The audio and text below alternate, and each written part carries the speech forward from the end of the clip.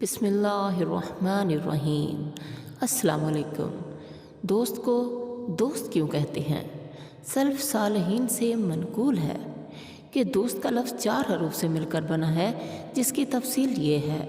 दाल से दर्द, यानी जो दुख दर्द को बांटने वाले हों, जो एक दूसरे के दुख को समझते हों, जिनके सामने सफाइयाँ ना देनी पड़ें, जो आपको इतना समझते हों कि बग़ैर कहे सब कुछ समझ लेते हों, वो दोस्त होते हैं।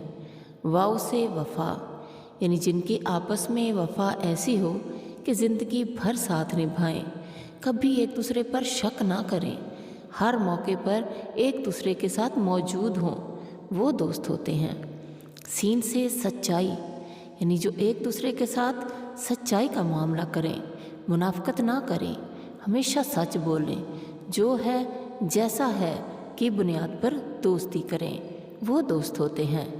ते से ताबेदारी, यानी जो एक दूसरे की बात मानने के लिए तैयार रहें, एक दूसरे के लिए किसी भी किस्म की कुर्बानी देने के लिए तैयार रहें, वो दोस्त होते हैं। प्यारे साथियों, एक दूसरे के ऐसे ही दोस्त बन जाओ।